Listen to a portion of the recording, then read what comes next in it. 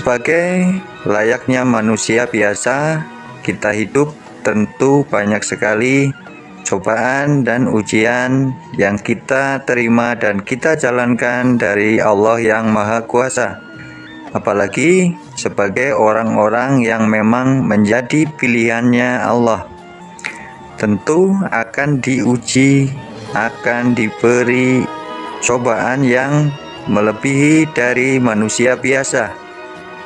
Itu semua Allah lakukan agar hamba pilihannya bisa mengambil pelajaran, bisa mengambil pengalaman yang ada, agar semakin hari semakin menjadi baik dan mampu mengendalikan segala emosi diri, segala hawa nafsu yang ada dalam dirinya.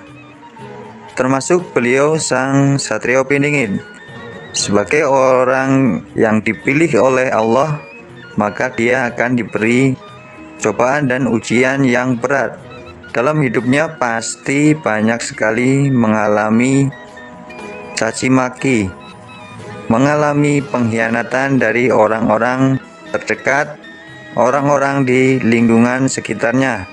Namun sebagai orang yang terpilih, orang yang sudah ditakdirkan mempunyai suatu kelebihan, maka di dalam menyikapi segala sesuatu pasti akan dikembalikan kepada Tuhannya, sehingga Sang Satrio Piningit akan tetap tegar menghadapi semua cacian, akan tetap bersabar menghadapi semua pengkhianatan, karena sebagai seorang pilihan Tuhan yang disembunyikan, tentu dia akan dipandang sebelah mata oleh masyarakat lingkungan sekitarnya, dan pasti akan diabaikan seluruh perkataannya, tidak akan pernah dianggap, dan pasti akan selalu disepelekan. Itu semua sudah menjadi jalan takdirnya, sesuai dengan kabar dari Eyang Prabu Jayabaya yang tertulis dalam kitabnya bahwa Sang Satrio Piningit hidupnya kesandung kesampar. Namun dari semua kejadian yang dia alami, dia mampu menemukan kesejatian hidup, bahwa hidup itu adalah takdir kehendak dari Yang Maha Kuasa. Semua pasti ada hikmah kebaikannya. Jadi dalam menghadapi semua cacian, hinaan, dan pengkhianatan, dia tidak akan menyimpan sebuah dendam.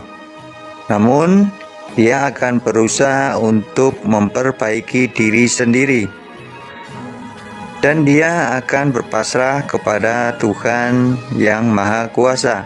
Karena segala sesuatu yang terjadi pada dirinya merupakan sebuah takdir, merupakan sebuah kehendak dari Allah yang Maha Kuasa, dan dia menyadari bahwa dengan rela atau terpaksa semua akan terjadi, dan dia juga akhirnya menemukan bahwa hidup kita sebagai makhluk, hidup kita sebagai manusia, semuanya sudah digariskan dan sudah ditentukan oleh takdir dari Allah yang Maha Kuasa. Untuk itu, jika kita ingin hidup dengan bahagia, maka kita harus menerima semua takdir dari Allah yang Maha Kuasa, baik itu yang kita anggap takdir buruk maupun yang kita anggap sebagai takdir yang baik. Karena sesungguhnya takdir buruk dan takdir yang baik itu tergantung dari pemahaman kita dan tergantung dari sisi mana kita melihatnya. Padahal antara takdir yang buruk, takdir yang baik, semuanya pasti mengandung sebuah hikmah kebaikan. Untuk itu, semua yang dialami oleh Sang SP membuat dirinya semakin kuat, semakin tegar dalam menghadapi semua cobaan dan ujian dari Tuhannya.